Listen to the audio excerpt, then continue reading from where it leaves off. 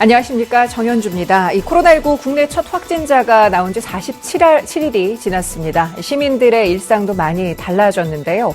이 많은 시민들이 사회적 거리두기에 참여하면서 지금의 상황이 하루빨리 나아지기를 바라는 마음입니다. 자, 시민의 방송 TBS는 매일 아침 9시부터 9시 50분까지 TV와 유튜브를 통해서 코로나19 특집 생방송을 진행하고 있습니다. 질병관리본부에 따르면 3월 7일 어제 4시 기준으로 총 7,041명의 확진자와 사망자 49명이 발생을 했습니다. 자, 그럼 먼저 서울 상황실에 나가 있는 취재 기자를 연결해서 지난밤 주요 내용과 현재까지의 소식을 들어보겠습니다. 백창은 기자 전해주시죠.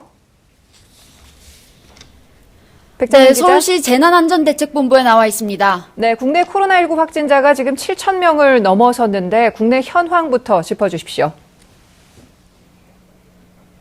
네, 어제 오후 4시 기준 국내 코로나19 확진자는 274명 증가한 7,041명으로 집계됐습니다.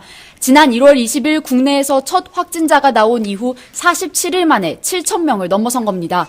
지역별로 보면 대구의 누적 확진자가 5,084명, 경북이 1,049명으로 전체의 90.6%를 차지했습니다. 사망자는 하루 만에 대구에서만 5명이 추가돼 49명으로 늘었습니다. 코로나19 진단검사를 받은 사람은 17만 명을 넘어섰고 이 가운데 15만 1천여 명은 음성으로 확인됐습니다. 나머지 19,000여 명은 검사가 진행 중입니다. 완치해 격리에서 해제된 확진자는 118명으로 집계됐습니다. 자, 그러면 서울의 확진자 현황은 어떤지 좀 짚어주시죠. 네, 서울의 코로나19 확진자 수는 최소 116명으로 늘었습니다. 자치구별로 보면 중구를 제외한 모든 자치구에서 확진자가 발생했고요. 송파구와 종로구, 강남구에서 각각 10명 이상의 확진자가 나왔고 노원구와 은평구가 각각 8명, 성북구가 6명으로 뒤를 이었습니다. 특히 양천구의 경우 엄마와 딸에 이어 아빠까지 3인 가족이 잇따라 확진 판정을 받으면서 구내 확진자가 5명으로 늘었습니다. 그제 51세 여성이 확진 판정을 받았는데 딸과 남편이 어제 확진 판정을 받은 겁니다. 딸과 남편은 검사 전까지 발열이나 호흡기 증상이 없었던 걸로 알려졌습니다. 은평구에서는 프랑스와 스페인을 다녀온 33세 남성이 어제 저녁 확진 판정을 받았습니다. 이 환자는 지난 5일과 6일 은평구청과 대조동 주민센터에 방문한 걸로 확인됐습니다. 이에 은평구는 구청사와 동주민센터를 오늘까지 폐쇄합니다. 동대문구에서도 성북구 민인 38세 남성이 확진 판정을 받았는데요. 이 남성은 성북구 주민이지만 출산 예정인 아내를 위해 지난 1월부터 동대문구 처가에서 지냈습니다. 동대문구는 환자와 함께 살던 가족 6명을 즉시 자가격리 조치했습니다. 네. 자, 전국적으로 이제 확진자 7,000명이 넘어선 지금 여전히 집단 감염 우려에 마음을 놓을 수가 없는 상황인데요. 또 분당 재생병원에서는 지금 9명의 확진자가 나와서 더 추가 확진자가 나오는 상황인 것 같은데 어떻습니까? 네, 분당 재생병원에 입원 중인 60세 남성과 50세 간호조무사가 추가로 확진 판정을 받았습니다. 확진 판정을 받은 환자의 경우 기존 확진자 9명이 머무른 81병동에 입원했다가 지난 4일 82병동으로 옮겼고요. 간호조무사는 62병동에 근무했는데 81병동에서 확진된 간호조무사와 밀접 접촉한 걸로 알려졌습니다. 따라서 81병동 외에 다른 병동 의료진과 환자의 감염 확산이 우려되는 상황인데요. 분당재생병원과 보건당국은 확진자들의 접촉자들을 포함해 병원 직원 1,400여 명과 보호자, 방문자에 대해 전수조사를 벌이고 있습니다.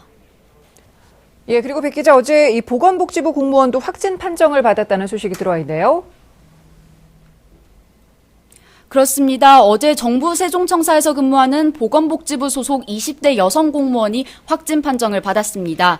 이 확진자는 코로나19 관련 방역 업무를 담당하는 중앙사고수습본부 소속은 아닌데요. 세종시에서 두 번째로 확진 판정을 받았던 줌바 강사의 수업을 들은 걸로 확인됐습니다. 방역당국은 확진자가 근무했던 사무실 일부를 폐쇄하고 방역 조치를 시행하는 한편 확진자의 동선을 파악하고 있는데요. 다행히 부서 동로 51명은 코로나19 검사 결과 모두 음성 판정을 받았습니다. 네, 다행입니다.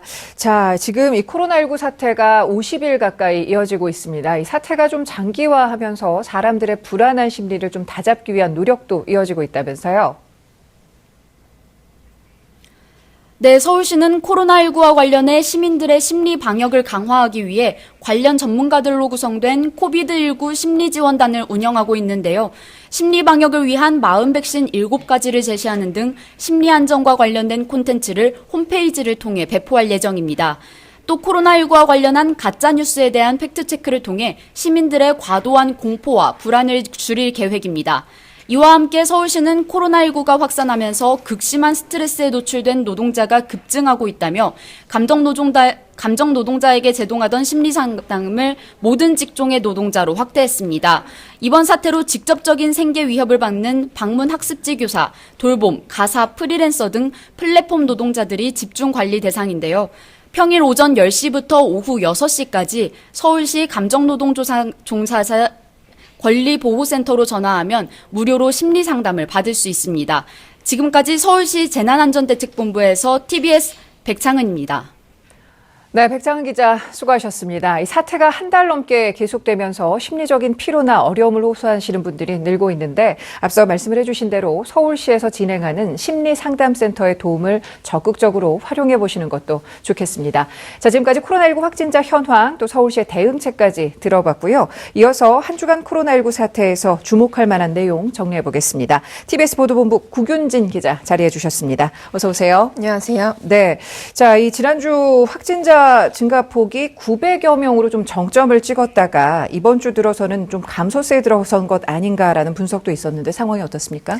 네, 아직 감소 추세라고까지는 얘기할 수가 없겠습니다. 일단 지난달 29일에 일일 확진자 수가 909명까지 치솟았다가 2주에는 평균적으로 한 500명대 수준으로 떨어지면서 좀 다소 주춤해진 것처럼 보였는데요. 네. 하지만 어제 하루 동안만 발생한 확진자 수가 757명으로 늘면서 주간 평균보다 200명 정도가 소폭 증가했습니다.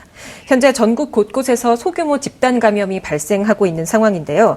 대구에서 어제 또다시 신천지 신도들에 대한 무더기 감염이 발생하면서 앞으로 확진자 수가 다시 늘어날 가능성이 높아졌습니다. 어제 대구 달서구의 한 아파트에서 확진자 46명이 나왔는데요. 네. 이 아파트의 전체 입주자가 140여 명 정도인데 여기에 한 90명 이상이 신천지 교인인 것으로 확인이 됐고요. 또 확진된 40여 명 모두 신천지 신도인 것으로 밝혀져서 이 아파트가 통째로 격리되는 네. 코호트 조치가 내려졌습니다. 자, 이번 조치가 처음이죠. 사실은 아파트가 이렇게 코호트 조치가 이루어진 것은. 예, 맞습니다. 대구 내에서는 일단 이 아파트처럼 신천지 신도들이 모여 사는 곳이 한 지금 파악된 것만 10여 곳으로 이제 달하고 있어서 네. 앞으로 전수조사나 역학조사가 더 필요할 것으로 보이고요. 또 어제 대구와 부산에서는 임신부 확진자도 4명이 발생했습니다. 하지만 국내외 전문가들에 따르면은 이 바이러스 감염이 엄마에게서 태아에게 이제 확산되는 그런 가능성은 없다고 보여지고 있고요. 또 중국에서도 코로나 바이러스에 걸린 임산부가 있었는데 네. 출생한 신생아에게 특별한 위험은 없는 것으로 보고되고 있습니다. 다행입니다. 자, 그리고 당장 오늘부터는 자가 격리를 하고 있는 신천지 교회 교인 가운데 증상이 없으면 또 바로 격리가 해제가 된다는 그런 소식이 있네요. 네, 바로 오늘부터입니다. 대구 지역에서 자가 격리 중이던 신천지 교인들 중에서 발열이나 기침, 인후통 같은 코로나19 증상이 없는 사람들에 대해서는 격리가 바로 풀리는 겁니다.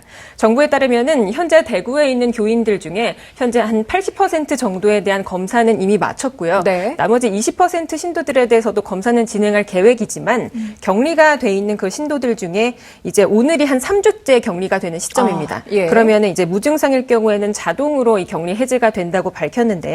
어쨌든 이 격리 해제 시점을 뭐 임상학적 특징이라던가 잠복기 등을 고려해서 정했다고는 하지만 네. 교인들이 다시 밖으로 나와서 뭐 소규모 아니면 은폐된 모임을 또 할 수도 있지 않겠습니까? 그럼 또 다른 감염이 있을 수 있다라는 우려가 나오고 있고요. 네. 특히 최근 검사를 진행했던 신천지 그룹 한 700여 명이 있는데 이들 중에 한 30%대가 양성 반응을 보이기도 했고 또 뭐 이제 확진 판정에서 끝났다가 다시 양성 판정을 받은 사례도 나오고 있지 않습니까? 재확진이 된 겁니까? 네, 맞습니다. 어허, 예. 그런 경우가 또 있기 때문에 아무리 증상이 없다고 하더라도 격리 해제 전에 한 번 더 검사를 받게 한 다음에 음성 판정이 나와야만 이제 해제를 시키는 것이 맞지 않겠냐라는 의견이 높습니다. 네, 그러니까 좀 최대한 조심하는 게 나쁠 건 없으니까 그런 의견에도 좀 귀를 기울여 봤으면 좋겠는데, 자, 이번에는 또 앞서도 전해드렸지만 수도권 지역에서 집단 감염이 일어난 경기 성남의 이 분당 재생병원에 대한 이야기를 좀 나눠보겠습니다.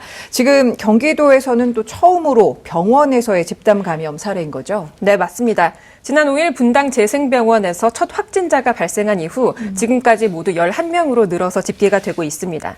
감염이 환자에서부터 의료진이나 내원한 그 고객들, 가족들한테 확산하고 있는 양상이어서 앞으로 확진자 수가 더 늘어날 가능성이 커 보이고요. 네. 문제는 첫 확진자가 이 양성 판정을 받기 전까지 호흡기 증상이나 발열 같은 코로나 증세를 의심할 만한 게 거의 없었다는 점에서 앞으로 또 무증상 감염 혹은 확인되지 않은 감염 경로가 이 확산 여파를 이제 좌지우지할 수 있는 그 가늠쇠로 이제 꼽히고 있습니다.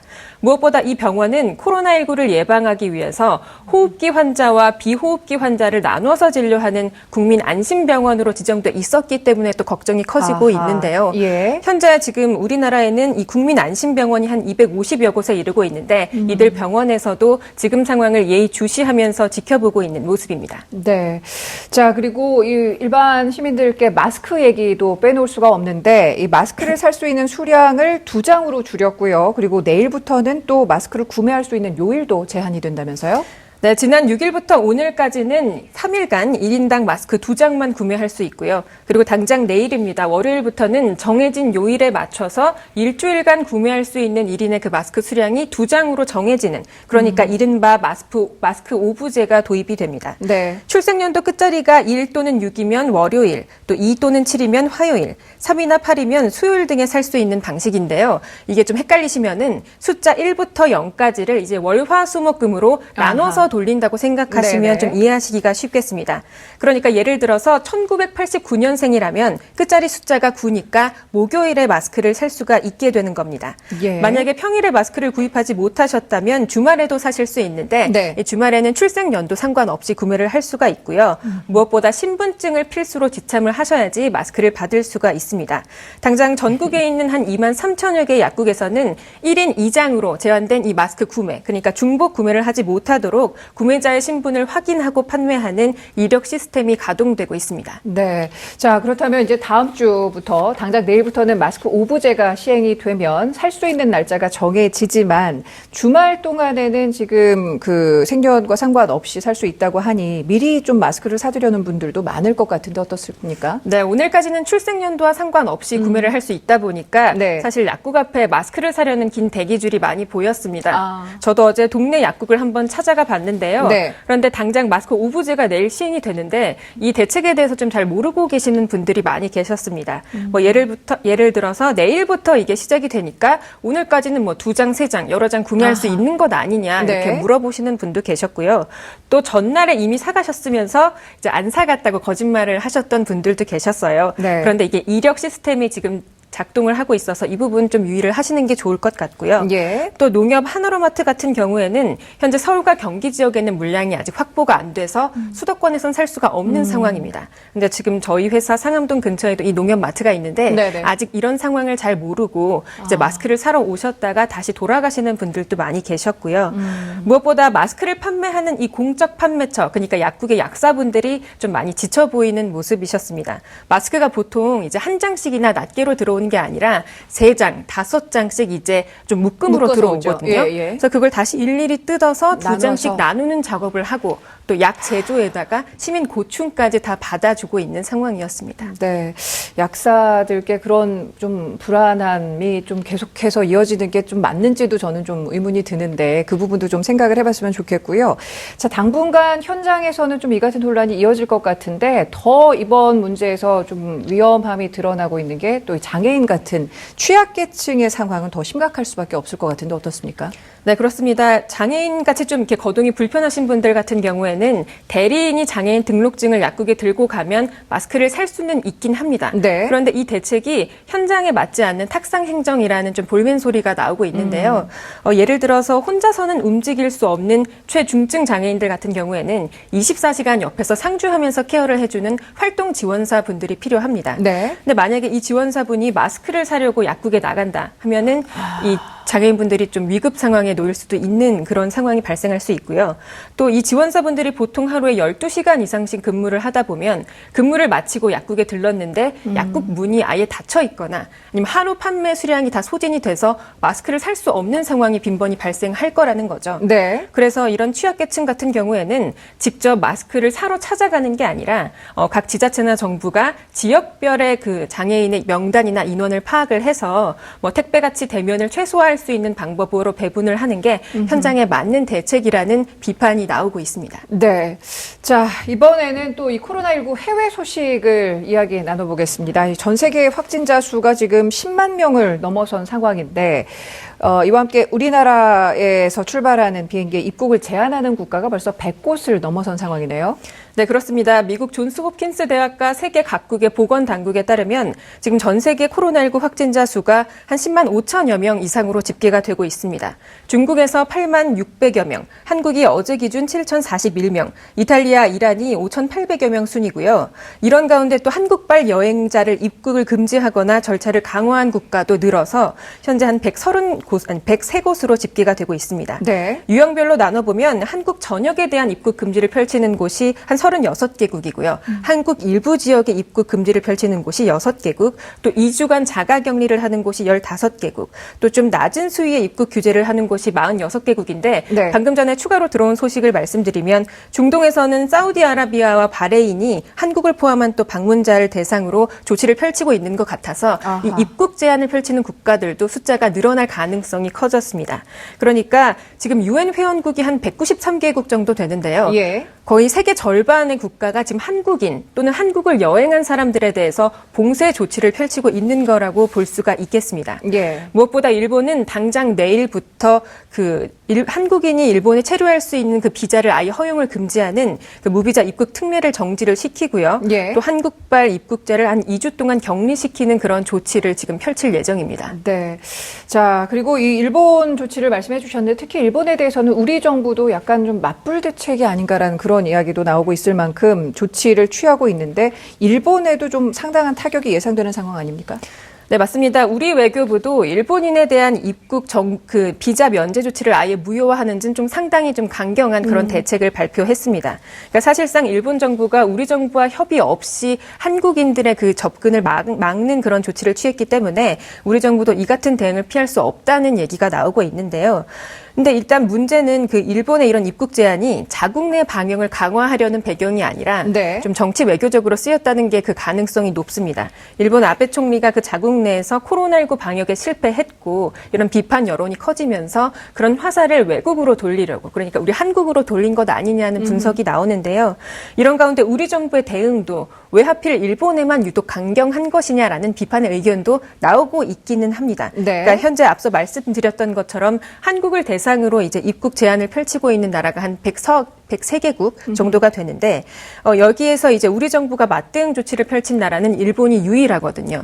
그런 걸 보면 이제 정치적 유불리에 따라서 일본에만 강경한 대응을 한 것 아니냐는 여론도 있습니다. 네.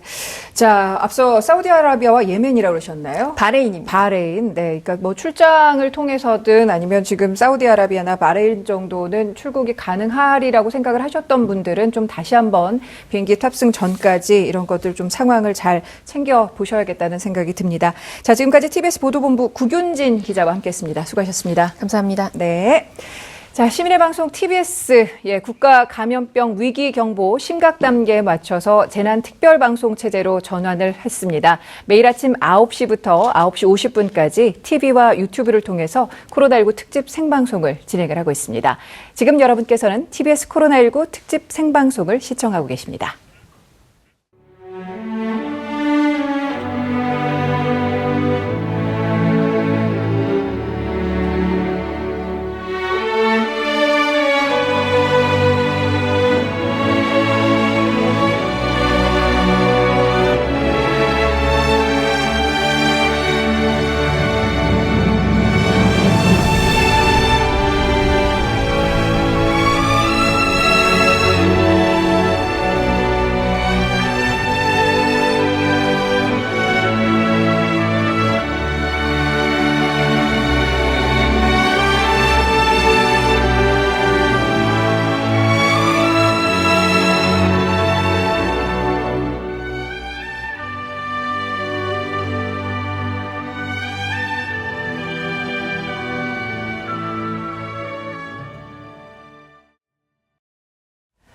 자, 이번에는 코로나19에 대한 자세한 내용과 이슈 전문가 모시고 짚어보겠습니다. 먼저 전 의사협회 신종플루 대책위원 이동훈 내과 전문의 모셨습니다. 어서 오십시오. 네, 안녕하십니까. 네, 반갑습니다. 자, 그리고 최명기 정신과 전문의도 함께 하셨습니다. 반갑습니다. 네, 안녕하세요. 네, 어서 오십시오.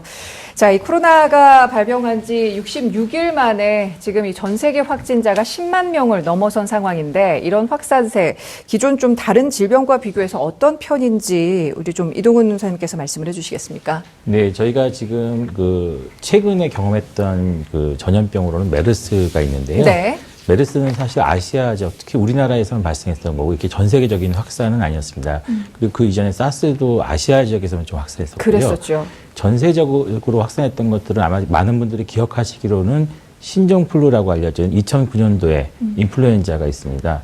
이것은 이제 저희가 여름에 주로 많이 중남미 지역을 중심으로 발생했었거든요. 네. 그때 3월 9일 날 멕시코에서 처음 발생했다고 그러는데 6월 11일까지 74개국에서 한 2만 7천 명 정도의 환자가 발생했다고 그럽니다. 그러니까 지금 한 3개월 동안 2만 7천 명이니까 지금보다는 훨씬 느린 상태인데 아마 계절적인 영향도 있었고 그 당시에 네. 이제 여름이었기 때문에 좀 그런 경향이 있을 걸로 추정됩니다. 그런데 지금은 뭐 훨씬 더 많은 환자가 굉장히 빠른 속도로 발생하고 있고요. 이것이 그때 우리나라에도 굉장히 큰 문제인데 다행스럽게도 그때는 우리나라가 여름이었기 때문에 예. 환자가 많이 발생하지 않았고 좀 준비하는 시간이 있었습니다. 그럼에도 불구하고 겨울철에 우리나라에 굉장히 많이 유행했었고 사실 신종플루는 WHO에서 전 세계적인 대유행을 선언했는데 너무 환자가 많기 때문에 환자 수는 세는 걸 포기했습니다. 그냥 사망자만 이제 관찰했고 저희 나라도 이제 환자 수를 집계된 건 한 74만 명 정도 감염된 걸로 되어 있고 한 200여 분이 희생된 것으로 이렇게 보고가 되어 있는데 이제 이렇게 독감 같은 경우는 이제 전파력이 강하기 때문에 사실 방역으로 완전히 차단하기는 좀 쉽지는 않습니다. 그런데 지금 코로나19 같은 경우는 네. 거의 전파 속도가 독감하고 유사할 정도로 비슷하다고 생각될 정도로 확산되고 있고 지금 우리 방역 당국이 그동안 초반에는 잘 막았지만 신천지 집단이라는 아주 많은 분들의 집단 감염이 발견되면서 지금 상당히 어려운 측면에 있고 이게 전 세계적으로 비슷한 수준으로 이렇게 올라가면 참 좋은데 이렇게 우리나라만 도드라지게 많이 환자가 발생되면은 아무래도 국제적인 사회에서 여러 가지 제한을 받을 수밖에 없습니다. 당시 멕시코도 처음에 멕시코에서 발생했는데 우리나라랑 비슷한 어려움에 처했었고 그 당시 멕시코에서도 굉장히 어려운 상황에서 학교라든지 교회, 종교시설 같은 것들이 일시적으로 폐쇄되는 그런 상황까지 있었고 상업까지도 전체 국가가 한 10일 정도 정지하는 그런 아주 극단적인 조치까지 취했다고 합니다. 우리나라가 지금 오늘 종교 시설에 대해서 굉장히 사회적으로 약간 좀 논란이 있는데 네. 아무래도 그런 것들은 이제 국가적인 비상 상황이니까 많이 협조가 필요하지 않을까 생각이 됩니다. 네. 더군다나 지금 오늘 일요일이기 때문에 예배를 보시려고 하시는 분들 아마 이번 주까지는 그런 사회적 거리두기에 대해서 많이들 또 고심을 하고 또 동참을 하고 계시리라 믿습니다만 다시 한번 그런 경각심을 좀 가져줬으면 하는 바람이고요. 자, 이런 상황이다 보니까 세계적으로 좀 불안한 움직임도 나타나지 않을까 싶은데 이 불안감 또 우울감 등이 늘어나는 것의 전조 증상이라고 할까요? 어떤 것을 보면 알 수 있을지 우리 최명기 선생님께서 좀 말씀해 주시겠습니까? 네, 일단 불안함은 대체적으로 막연한 불안감과 구체적인 걱정이 있게 되는데요. 네. 일단 코로나 감염에 대한 걱정이 과도하도록 늘어나면서 뭔가 본인의 미래라든가 우리의 미래에 대한 막연한 불안감이 늘어나면은 그건 이제 불안이 고조되어 있는 거고요. 네. 그리고 우울감 같은 경우에는 이런 어떤 불행이 닥쳤다는 거, 그 사실에 대한 또 우울감이 있고요. 또 경제적인 면, 또 우리가 가까운 사람들과 단절되는 면에 있어서 왠지 우울감이 발생할 수도 있습니다. 그러면서 이제 전반적으로 이런 부분이 어떤 전 세계 경제에 영향을 미치게 되면은 그런 부분이 조금 더 이렇게 마음을 갖다 힘들게 하게 되는 거고요. 그러면서 또 전 세계적인 관점에서 걱정이 되는 점은 뭔가 하게 되면은 이렇게 불안하고 우울하게 되면은 그게 결국은 집단 심리를 갖다 움직이기 때문에 네네. 서로 외부에서 뭔가 감정을 분출한 곳을 찾게 되면서 좀 비이성적이 될 수 있거든요. 그런 점은 국가 간 협력을 통해서 철저하게 잘 차단하고 해결해야 된다고 생각이 됩니다. 네. 실제로 지금 유럽권에서 이 동양인들에 대해서 이 코로나라고 아예 네. 비하하는 발언을 많이 하고 있다고 하는데 네. 구체적으로 국제적인 공조라면 어떤 게 좀 있을 수 있을까요? 일단은 그런 부분에 있어서 그 인종차별적이라든가 그런 비하되는 부분에 있어서는 안 된다는 거를 서로 이제 원칙으로 삼게 되는 거고요. 네. 또 서로 간에 우리가 이렇게 입국을 차단한다거나 그런 부분에 있어서도 언제까지라는 기간이 명시되고 또 그런 부분에 있어서 차단하기 전에 서로가 함께 합의를 갖다 하는 부분이 있어야 되는 거고 그렇죠. 또 어느 조건이 되면은 풀린다라고 하는 게 차단을 할 때 같이 있게 되면은 아무래도 우리가 국가 간의 부정적 감정이 발생할 확률이 굉장히 줄게 되거든요. 네, 예. 그러니까 막연한 불안감은 최소화할 수 있도록 여러 가지 좀 조치가 네. 구체적으로 필요하다라는 말씀이신 것 같습니다. 자, 그리고 어제 이 국내 최초로 이 대한민국 이 대구에서 한 아파트 전체가 격리가 되는 상황이 벌어졌는데 이제까지 병원이나 이 병동에 한해서 코호트 조치, 코호트 격리가 들어간 바는 있습니다만 일반 주민들이 사는 아파트 전체가 코호트 격리가 된 것은 처음인데 그 이유는 어디에 있는지 우리 이동우 선생님께서 좀 말씀을 해주시죠. 네, 저도 처음에 이 소식을 들었을 때는 이제 혹시나 이 그 집단 감염이 그 공기 순환 장치라는 게 있거든요. 팬 네. 같은 게 있는데 거기에서 일어나지 않았을까 걱정을 했습니다.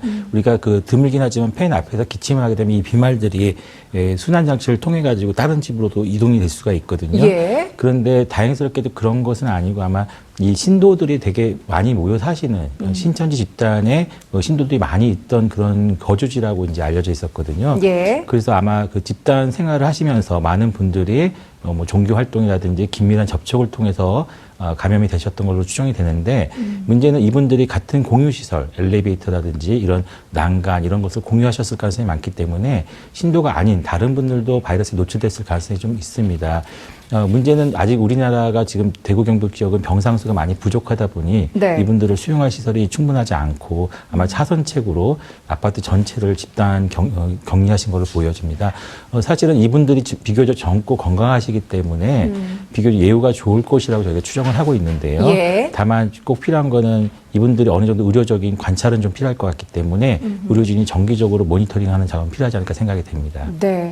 자, 의료적으로 그런 상황을 좀 이렇게 잘 컨트롤할 수 있음에도 불구하고 이렇게 이번 코로나19 확진자의 경우는 대구 경북 지역에서 90%가 넘게 발생을 하고 있는 이런 상황에 대해서는 아무래도 이 대구 경북 지역 주민들이 받는 그런 심리적인 고립감이나 불안감 등은 좀 더 심각할 것으로 예상이 되는데 최명 교수님께서 이 부분을 좀 어떻게 짚어보실 수 있을까요? 사실 이제 서울 같은 경우에 조금 이제 100명 넘는 우리가 감염자가 있다 그러지만 네. 사실은 서울의 인구가 1000만 명에 육박하는 걸 생각하면은 10만 명당 1명의 감염률입니다. 예. 그렇기 때문에 10만 명을 근접 접촉을 하면은 제가 감염이 되지만 10만 명을 근접 접촉할 수 있는 사람은 굉장히 거의 없습니다. 없죠. 예. 하루에 뭐 100명, 1000명. 그러니까 우리는 감염이 될 확률은 서울에서는 굉장히 적은 겁니다. 네네. 그러나 전국적으로 많이 올라가다가 보니까 우리는 심리적으로 불안해지는 겁니다. 그 부분은 우리가 예민하다는 표현이 맞습니다. 네. 그러나 대구 같은 경우는 인구가 250만 내외가 되는데요.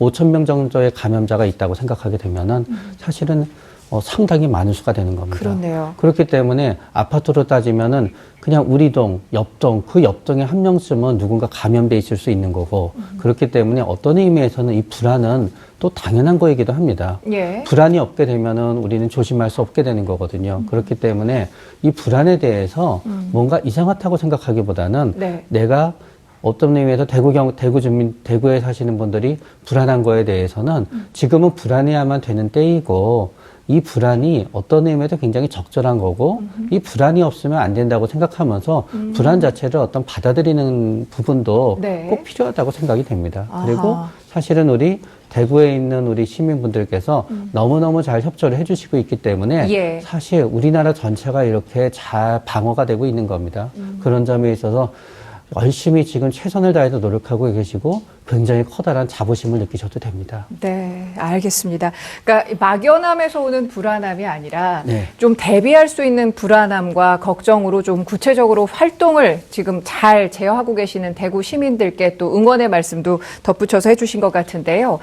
자, 이 대구 시민뿐만 아니라 전 국민들이 코로나19와 관련해서도 지금 말씀해 주셨지만 심리적인 불안함을 느끼고 있는데 앞서 지금 각 지역 정신건강복지센터가 운영이 되고 네. 있는 것으로 알고 있거든요. 어떻게 좀 실제로 많은 분들이 이용을 하시는지도 궁금하네요. 네, 일단 확진자분이랑 자가격리자분은 어려움이 있더라도 실제로 전문가를 만나서 상담을 할 수가 없습니다. 네. 그렇기 때문에 이런 심리 상담은 진짜 중요한 프로그램이 되고요.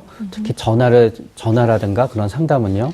그렇기 때문에 확진자분들은 진짜 두려움이 있게 되는 거고요.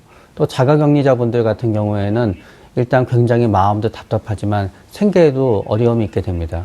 그리고 현재 이렇게 사태가 점점 심각해지고 있고 또 우리가 아까 대구의 말씀을 드렸지만 실질적으로 감염자를 갖다 마주치게 될 확률도 올라가게 되거든요. 그렇죠. 그러니까 불안에 빠진 일반인 분들이 많은 이용을 하게 되는 것 같고요. 네. 이 부분에 있어서는 진짜 좋은 어떤 영향이 있다고 생각이 되고요. 예. 근데 참고로 하나 말씀드리면 우리가 또 대화를 할 때랑 영상으로 할 땐 다르기 때문에 그럼요. 영상 지원이 조금 더 강화가 되면은 아하. 더욱더 효과적인 어떤 원격 상담이 될 수 있을 거라고 생각됩니다. 네, 알겠습니다. 자, 정말 많은 분들이 힘을 모아서 이 사태를 좀 헤쳐나가기 위해서 노력을 하고 계신 것이니까 이 점 좀 확실하게 믿고 또 스스로 방역에 책임질 수 있는 부분들은 확실하게 또 책임을 져가면서 이런 막연한 불안감은 좀 떨쳐낼 수 있기를 하는 바람을 좀 가져보고요. 자, 그리고 빠르게 또 확진자를 찾아내서 감염을 막기 위한 당국의 노력도 계속되고 있습니다. 그중에 밀접 접촉을 최소화하면서 선별 검사를 받을 수 있는 일명 이 드라이브스루형 선별 진료소가 해외에서도 많이 화제가 되고 있는데요. 이 확진자가 가장 많은 대구에서도 이 빠르게 확진자 선별을 하기 위해서 드라이브스루 선별 진료소를 운영 중입니다. 그 가운데 한 곳을 연결해서 좀 상황을 들어보려고 하는데요. 대구 서구에 있는 자동차 이동형 선별 진료소의 이준영 팀장님 전화 연결돼 있습니다. 팀장님 어서 오십시오. 반갑습니다. 네, 안녕하십니까? 네, 고생 많으십니다. 네, 고생 많으십니다. 예, 이 대구 서구에서 드라이브스루 선별 진료소를 운영한 지 지금 일주일째라고 얘기를 들었는데요. 하루에 이용하는 시민은 어느 정도나 될까요? 한 하루에 100여 분 정도가 방문을 하시고 계십니다. 네. 자, 일반 선별 진료소랑은 이용 방법이 어떤지 좀 어떻게 다른지 또 그리고 어떻게 이용을 할 수 있는지까지 좀 설명을 해 주시죠. 예, 저희는 면역 저하자, 투석 환자 등 기저질환이 있으신 분들이 보건소로 전화 예약을 하신 후에 서구 국민운동장에 설치된 선별 진료소로 자동차를 타고 방문하시면 검사 가능하십니다. 네. 네. 가셔서 바로 받으실 수는 있는 상황인지 뭐 필요한 것들이 있는지도 궁금한데요. 어떻습니까? 현장에 자동차를 타고 방문하시면 그 본인 확인 후에 검사가 진행이 되고요. 네. 시민들께서 꼭 알아두셔야 할 거는 사전 예약을 하셔야 되며 자동차를 타고 오셔야 되고 신분증을 꼭 지참하셔야 한다는 겁니다. 네. 신분 확인을 위한 신분증이 있어야 되는군요. 네, 자, 그러면 맞습니다. 예약을 하고 드라이브스루 선별 진료소에 왔습니다. 그 후부터는 어떻게 또 검사가 진행이 되는지도 좀 말씀을 해 주실까요?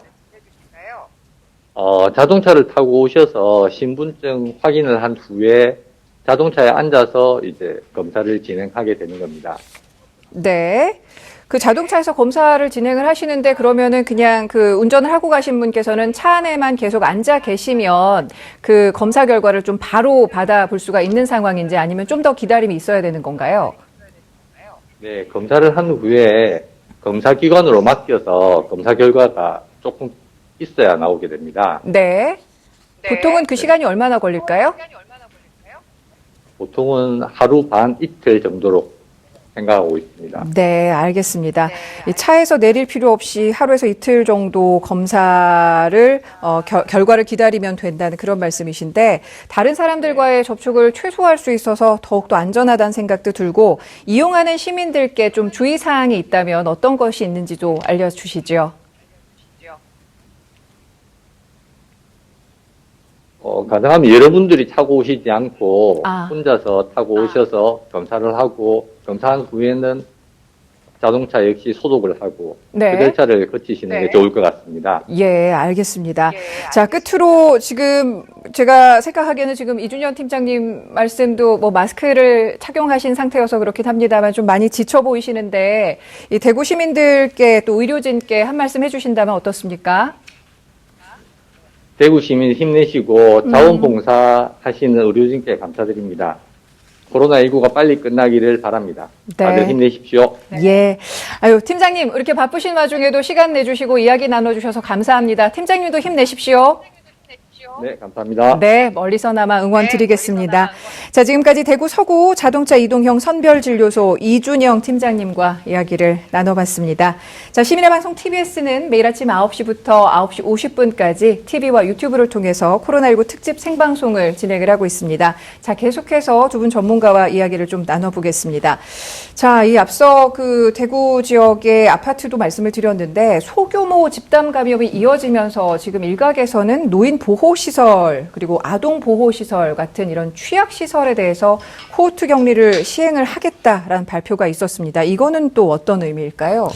네, 지금 그 집단 시설이라고 그러죠. 지금 우리나라가 이제 노령화 시대에 접어들다 보니까 네. 어르신들이 특별하게 이제 모셔야 될 공간들이 필요했습니다. 그래서 요양병원과 요양원들이 많이 지금 보급되고 있고요. 예. 그 요양병원은 그래도 의료진도 좀 있습니다. 그래서 방역 활동 이런 게 좀 원활한데 요양원들은 시설의 그 격차가 좀 많습니다. 굉장히 영세하신 분들부터 예. 굉장히 잘 시설을 갖춰 놓으신 분들이 많고요. 예. 요양원들은 이제 저희가 촉탁이라고 해서 저희 의사 선생님들이 한 달에 한 2번 정도 방문하게 돼 있거든요. 네. 저도 가봤더니만 굉장히 좋은 아주 잘 설비된 곳도 있고 가정집 정도로 이렇게 영세하신 분들도 있거든요. 근데 문제는 이분들이 비용 때문에 지금 지병이 있음에도 불구하고 요양원에 계신 분들이 좀 많습니다. 이런 분들에게 이런 코로나19가 노출될 경우에는 좀 약간 문제가 심각해질 수가 있고 네. 가장 좋은 거는 접촉을 좀 줄이는 겁니다. 그래서 지금 요양원이나 요양병원에 부모님들 계신 분들은 가급적 이 시기에는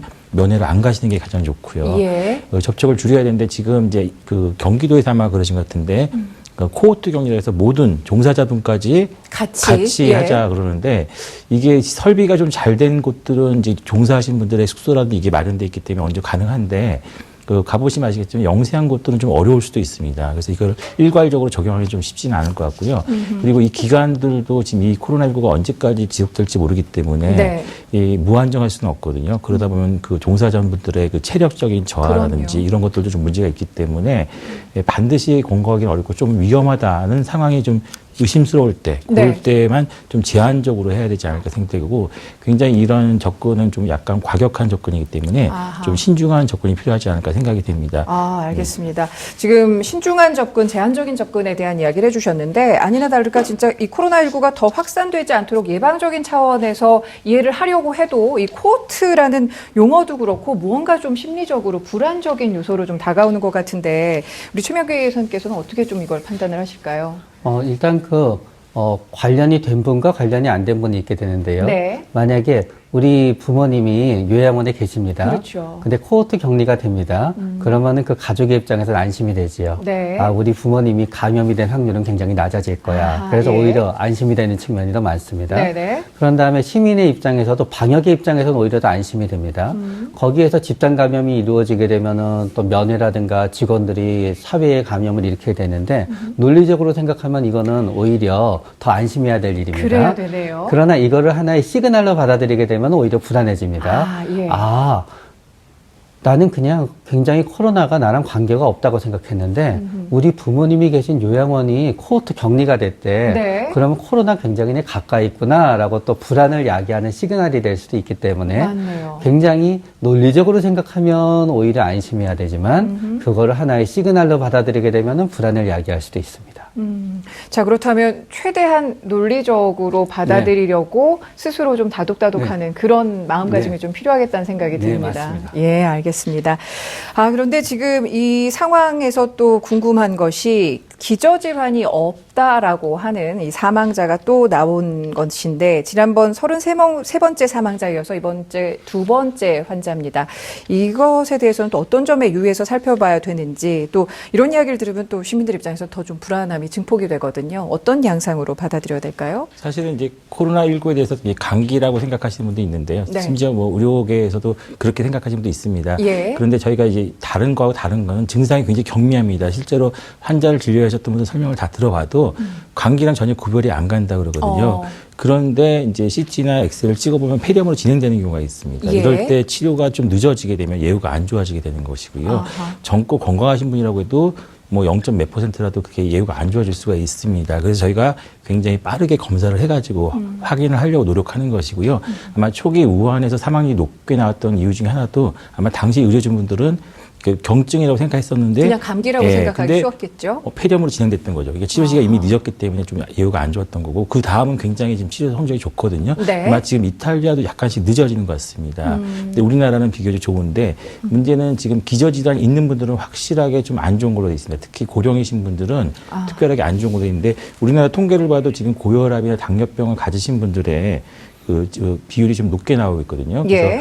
지금 전체 사망자 중에 상당 부분을 차지하고 있는데 뭐 당뇨병은 당연히 아시다시피 면역 기능이 좀 떨어지기 때문에 이런 감염성 질환에 굉장히 취약해질 수밖에 없는 구조이고요. 예. 고혈압이 높은 거에 대해서는 저희들도 약간 좀 의아해하고 있었는데 그 고령분들도 좀 많이 계시고 네. 고혈압이 이제 단순히 혈압만 생각하시지만 심장이나 신장 질환들이 좀 약간 손상될 수도 있고요. 예. 특히 이번에 코로나19가 그 AC 제2형 수용체라고 그래가지고요. 심장이랑 폐 쪽에 좀 많은 수용체들의 좀 수용체를 통해서 이게 침범한다라고 돼 있어서 지금 그런 그 약간 저희 과학계에서 아직 확정되지 않았지만 이 코로나19가 심장 쪽을 직접적으로 영향을 미치지 않을까. 그래서 실제로 심장의 그 펌핑 기능이라고 그러죠. 수축률도 약간 저하시킨다. 이런 보고들도 조금씩 나오고 있습니다. 네. 이거는 좀 더 연구를 지켜봐야 될 것 같은데 예. 그래서 지금 기저질환이 있는 분들, 특히 고령이신 분들은 특히 조심하셔야 될 것 같고 이럴 기에는 사회적 접촉을 가급적 줄이시고 오늘 다시 반복해서 말씀드리는 이유가 오늘 혹시라도 종교 행사에 가실 분 있으면 이 방송을 보시면은 좀 집에서 오늘은 네. 가정 예배를 드리시는 걸 강력히 권해드리고 싶습니다. 예, 알겠습니다. 자, 어르신들의 이 안전을 위해서라도 이 좀 사회적인 거리 두기에 적극적으로 동참해 주십사 좀 다시 한번 말씀을 드리고요. 이 많은 시민들이 이 사태가 좀 조속히 해결되기를 바라는 마음에 뭐 마스크도 잘 챙겨 쓰시고 또 손 씻기도 적극적으로 생활하시면서 위생에 각별히 신경을 쓰고 있습니다. 그리고 이 사회적 거리 두기 적극적으로 동참을 하고 계시는데 그럼에도 불구하고 몇몇 분들께서 자가격리 수칙을 지키지 않고 이 식당이나 이 카페 문을 열거나 또 이렇게 해서 확진 판정을 더 받기도 하는데 이런 소식 들려올 때마다 열심히 이 상황을 좀 극복하려고 애쓰고 구체적으로 실천하시는 분들은 좀 오히려 심리적인 박탈감이 엮여지실 것 같아서 또 다른 이게 분노나 불안으로 증폭이 될 것 같아요. 맞습니다. 현재 나는 자가격리 대상도 아니고 감염자분을 접촉할 확률도 굉장히 낮은데 생활에 있어서 엄청난 불편함을 감수하고 이렇게 노력하고 있는데 누군가는 본인이 자가격리 대상자임에도 불구하고 그거를 지키지 않았다는 생각을 하게 되면은 우리는 굉장히 이제 분노하게 되고요. 그렇죠. 또 문제는 뭔가 하게는 그 분노의 감정이 어딘가로 향하게 되거든요. 그러다 보면 우리가 지금 화합해서 최선을 다해야 되는 시점에 이런 또 분노가 갈등을 갖다 불러일으키게 됩니다. 그렇기 때문에 자가격리 대상자인 분들 너무너무 힘드시고 괴롭고 외롭고 또 어떤 의미에서 생계도 막연하긴 하지만 그럼요. 결국은 또 우리 모두를 위해서 희생하고 또 가급적 지켜주셨으면 하고요. 또 반대로 이 자가격리 기간 중에서 네. 자가격리 수칙을 지키시는 우리 시민분들 진짜 훌륭하신 분들이십니다. 그 훌륭함을 또 많은 분들이 응원해 네. 주시고 알아주시는 것도 굉장히 도움이 될 것 같은데 어제부터라고 알고 있습니다. 이 자가격리 앱 서비스가 또 시작이 됐다고 알고 있는데 자가격리자가 격리 장소를 벗어나면 즉시 복귀하도록 하고 또 거부하면은 강제로 이동을 시킨다는 겁니다. 자, 이런 앱을 실행하는 것도 효과가 있을까요? 어떻습니까? 아주 효과가 있습니다. 네. 아까 말씀드렸듯이 자가격리를 완전히 의도적으로 어기고 카페나 아니면 영업을 하는 경우는 극소수고요. 네. 대부분의 분들이 자가격리를 어기는 건 아주 사소한 일들입니다. 그러니까 깜빡하시는 거죠. 네, 근데 예. 그 중에서 의외로 많은 게 담배를 사러 가거나 아이쿠. 술을 사러 갈 때 그런 경우가 있습니다. 우리는 아니 왜 그러나 했지만 그거는 일종의 습관과 중독이기 때문에 네네. 담배를 갖다 갑자기 끊으면 불안을 갖다 이길 수가 없고요. 아. 술을 마시다가 갑자기 며칠 동안 마시다 끊으면은 잠도 안 오고 불안해지고 공황발작처럼 두근두근 되거든요. 그러나 가족들한테 얘기하면은 아무도 술이랑 담배를 공급해주지가 않아요. 그렇죠. 그러나 그런 분들 같은 경우에는 이 앱을 통해서 네. 뭔가 깜빡하지 않고 자제할 수 있게 되는 거고요. 아하. 또 그냥 너무 힘드니까 네. 집에 있어도 되고 배달을 시켜도 되고 물건을 시켜도 되는데 조금 비용 때문에 조금 기다리기가 싫어서 네. 밖에 나가볼까 하는 그런 사소하게 자가격리를 어기는 대상자들의 대부분은 이 앱으로 상당 부분이 오히려 그러면 안 돼라는 신호를 쿵 하고 느끼게 되게 됩니다. 네, 그러니까 일종의 좀 자기 행동, 습관에 대한 네. 경종을 울려줄 수 있는 네, 그런 아주 장치로. 효과적입니다. 네. 예, 알겠습니다. 자, 각 자가격리를 지금 하고 계시는 분들께는 이 앱을 꼭 권해드린다는 말씀을 드리고요. 자, 그리고 이 최근에 코로나19가 좀 변이가 빠르게 진행이 되고 있고 전파력도 상당할 것으로 예상이 된다. 이런 이야기들이 자꾸 돌고 있는데 이렇게 얘기가 되는 근거는 무엇인지 이게 또 그리고 사실일지도 좀 자세하게 설명을 해주시겠습니까? 예, 코로나19 바이러스가 이제 RNA 바이러스라고 알려져 있는데요. 이게 RNA 바이러스는 좀 이렇게 불안정하기 때문에 변이가 잘 일어나는 것으로 알려져 있습니다. 그래서 저희가 그 매년 독감 예방주사를 맞고 있지 않습니까? 네네. 독감이 대표적인 경우인데 매년 바뀌기 때문에 저희가 한 번 맞는 게 아니라 그냥 매년 매년씩 맞죠. 바뀌는 걸 따라서 맞게 되거든요. 코로나19도 아마 조금씩은 바뀌는 것으로 알고 있습니다. 아직 근데 국내에서는 확실하게 그 보건당국이 바뀌었다 이렇게 명확하게 얘기를 하지 않은 것 같고요. 중국에서 일부 이제 약간 바뀌었다라고 하는데 네. 바이러스가 바뀌는 이유 중에 하나가 생존하기 위해서 그렇습니다. 이게 자기가 생존하려면 치사율을 너무 높여버리면 그 우리가 숙주지 않습니까? 사람이 없어지면은 자기가 살아갈 수 없기 때문에 오히려 공생이 안 되는군요. 병원성을 좀 낮추고 아. 전파력은 더 강하게 이렇게 바뀌는 경우가 있습니다. 이럴 경우에는 사실 방역이 좀 어려워질 수가 있죠. 증상이 네. 경미하니까 사람들이 병원에 잘 안 오시게 되고 그렇죠. 사회생활하시면서 또 이게 확산시킬 수가 있거든요. 그래서 방역적인 측면에서는 좀 어렵게 되고 그다음에 백신 개발할 때도 이렇게 변이가 잘 생길 경우에는 백신 개발할 때 백신을 개발했는데 변형이 일어나면 저희가 좀 어려울 수가 있습니다. 근데 네. 아직까지는 이게 국제사회에서 다 공인된 건 아니고 일부 조금씩은 바뀝니다. 한국 사람들도 이제 뭐 약간씩 얼굴 모양이 다르듯이 코로나 바이러스도 그런 식으로 약간씩 변이가 있는 것들은 조금씩 지금도 있거든요. 네. 그러니까 이거는 너무 이렇게 불안해하실 필요는 없으실 것 같고 조금 더 지켜보셔야 될 것 같습니다. 예, 알겠습니다. 근데 이 코로나19를 무력화시키는 항체를 발견했다라는 소식도 있었는데 치료제 개발에 대해서 좀 간략하게나마 말씀을 해주시죠. 지금 이제 저기 치료제라고 하는 것이 있는데 이거는 임상 실험을 좀 더 진행을 해봐야 되는 것이고요. 코로나 바이러스가 아까 말씀드렸던 특별한 수용체를 통해서 우리 몸에 들어오는 것으로 알려져 있습니다. 그래서 이 수용체를 블록하는 단클론 항체라는 것들을 모델링해서 이제 개발을 시도되고 있는데 이런 것들도 이제 수개월의 임상 실험 기간이 필요하기 때문에 그게 단시간에 나지는 않고요. 백신은 아마 지금 개발이 들어갔기 때문에 저희가 기대하는 건 이제 백신 개발입니다. 그래서 아마 연말쯤에 백신이 나오면은 우리나라가 그것을 빨리 확보할 수 있는 그런 대비가 미리 필요하지 않을까 생각이 됩니다. 네, 알겠습니다. 자, 지금까지 이동훈 내과 전문의 그리고 또 최명기 정신과 전문의와 말씀을 나눠봤는데요. 오늘 두 분 말씀 감사합니다. 고맙습니다. 네. 감사합니다. 자, 매일 아침 9시부터 9시 50분까지 저희 TBS TV에서는 그리고 유튜브와 함께 코로나19 특집 생방송을 준비를 하고 있습니다. 불안한 마음 크실 테지만 구체적인 정보를 통해서 막연한 불안함은 떨쳐내실 수 있도록 저희가 많이 도와드릴 테니까요. 함께해 주시길 바랍니다. 오늘 준비한 내용은 여기까지입니다. 건강한 하루 보내십시오. 감사합니다.